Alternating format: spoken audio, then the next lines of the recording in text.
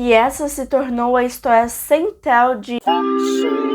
Tudo começou com um artigo do Los Angeles Times sobre uma família de refugiados do Camboja que chegou aos Estados Unidos e tudo parecia bem, até o filho da família começar a se recusar a dormir, pois ele estava tendo inúmeros pesadelos com alguém o perseguindo, sempre com a mesma pessoa perseguindo. E ele passou a temer que esse perseguidor dos sonhos acabasse o encontrando. Quando ele finalmente dormiu e seus pais ficaram aliviados, achando que aquele distúrbio do sono havia passado, eles ouviram gritos no meio da noite. Preocupados, eles foram até seu filho ver o que estava acontecendo e o encontraram já sem vida. E essa se tornou a história central de A Hora do Pesadelo. Mas não para por aí. Em 1981, 18 imigrantes do Laos, já nos Estados Unidos, perderam a sua vida enquanto dormiam.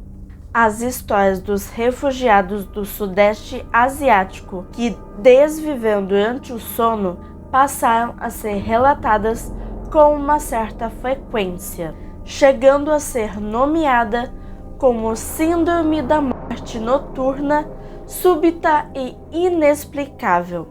Alguns especialistas chegaram a suspeitar que essa condição poderia ser devido à exposição a agentes químicos nervosos, mas essa hipótese logo foi descartada, já que no artigo do Los Angeles Times, um médico legista alegou que, se fosse por agentes químicos nervosos, não fazia sentido que afetasse apenas homens em um período específico à noite.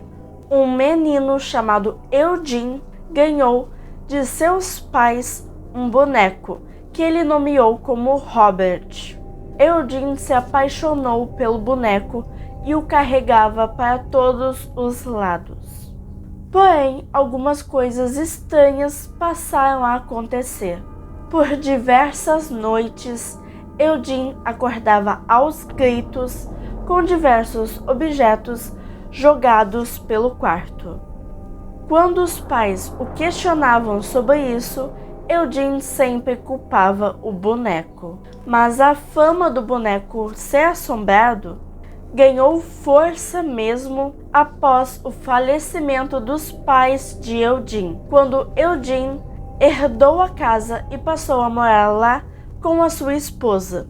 Ele continuava com o boneco, mas agora colocou o boneco trancado em um quarto, onde havia uma janela, e várias crianças da região alegavam que o boneco parecia se mover de lugar.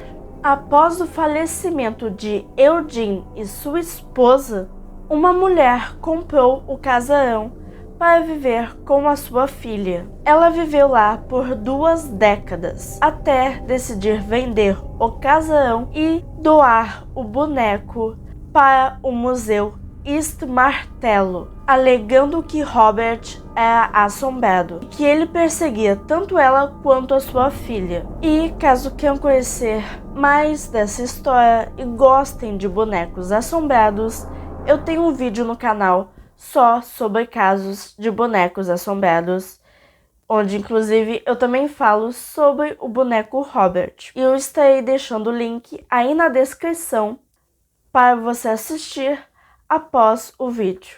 E o filme de grande sucesso, Pânico, é baseado muito pelo caso de Danny Rolling, conhecido também como Exterminador de Gainesville. Danny teve uma infância muito difícil por conta de seu pai, que era extremamente agressivo e batia não apenas em Danny, como também em sua mãe, que já até tentou tirar a própria vida. Danny acabou entrando no mundo das drogas e bebidas. Ele tentava deixar o seu passado para trás, procurando a música como refúgio, Porém, isso não o tirou no mundo das bebidas. Ele também tentou engatar uma carreira militar, porém a sua carreira militar teve fim quando Danny foi flagrado se entupindo de alucinógenos. A saída que ele encontrou foi tentar se casar e levar uma vida normal, o que também não deu certo. Após uma discussão com sua esposa, Danny ameaçou que iria matá-la, o que levou ela a pedir o divórcio. O maior surto que Danny teve na época foi após ser demitido, quando ele desviveu o seu ex-chefe, a filha de seu ex-chefe e o sobrinho dela de apenas 8 anos de idade. Em 1990, Danny decidiu acertar as contas com o seu pai e atirou nele 2 vezes com uma espingarda. O homem sobreviveu, embora tenha perdido um olho. Após a tentativa de extermínio contra seu pai, Danny fugiu para Louisiana, sua terra natal, para viver com o nome falso de Michael Kennedy Jr., na Flórida, onde ficaria conhecido para sempre.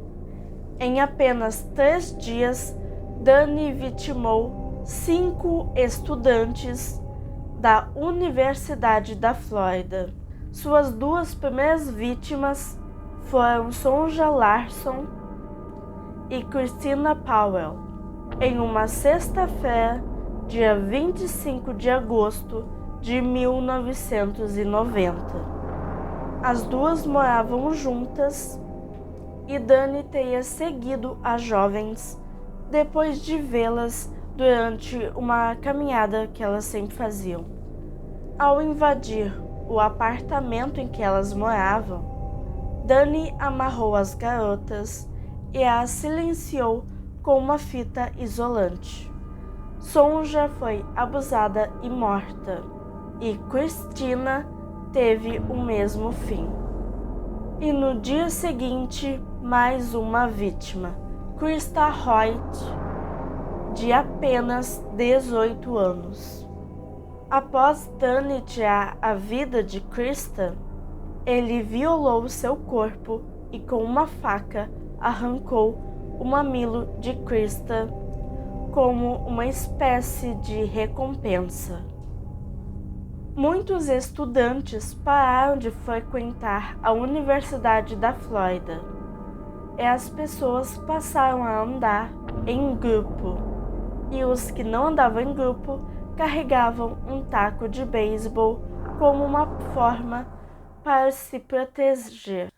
Com o conhecimento militar que Danny tinha, ele conseguiu atrapalhar as investigações policiais, usando solventes em seu sêmen para não ser reconhecido. E com isso, ele ainda conseguiu vitimar outros jovens, sendo suas próximas vítimas Tracy Paulis e Manuel Taboada, ambos de 23 anos. Danny foi pego após uma perseguição policial, depois de furtar um supermercado. E a polícia só descobriu que ele era o famoso estudador de Gainesville ao encontrar em sua posse os itens que eram usados nos assassinatos. Danny foi a julgamento em 1994 e se declarou culpado por todas aquelas mortes. E disse que ele fez aquilo pois queria ser famoso igual o Ted Bundy. Ele foi sentenciado à morte e executado em 2006, através da injeção letal, acabando de vez com toda aquela matança e agora dando à Flórida um descanso.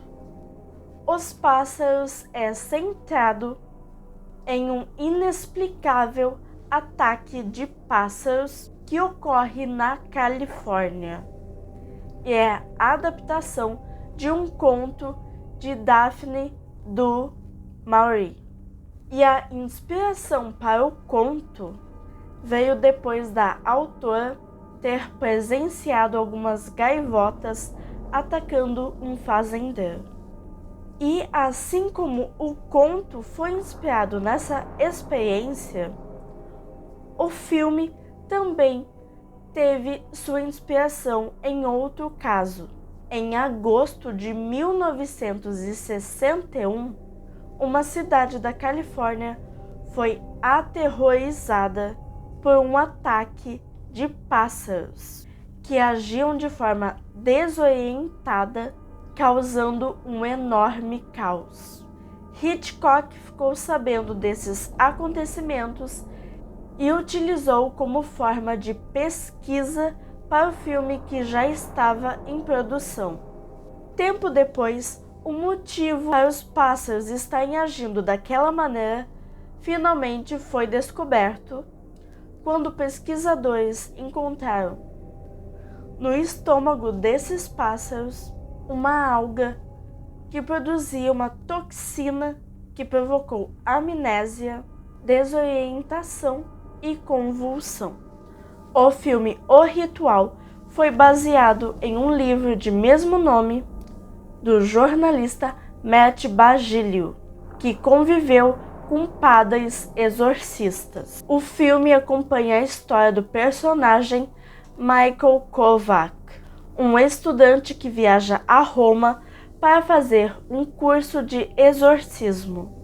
E esse personagem foi inspirado no padre Gary Thomas. Durante seu curso para se tornar exorcista, Gary conheceu o jornalista Matt Baglio e serviu como base para o livro. E Gary Thomas também foi um consultor para o filme. Roland Doe, de 14 anos, começou a apresentar comportamentos inexplicáveis após tentar contatar a sua tia falecida por meio de um tabuleiro Ouija. Após não acharem nada por meio da medicina, decidiram recorrer a um exorcismo. O menino passou por várias sessões de exorcismo e no 30º dia de exorcismo, o garoto teria acordado sem se lembrar de nada. E eu tenho um vídeo falando só sobre esse caso que inspirou o exorcista no meu canal. E eu vou deixar também na tela final. E espero que tenham gostado. Deixe seu like, comentem e até o próximo vídeo.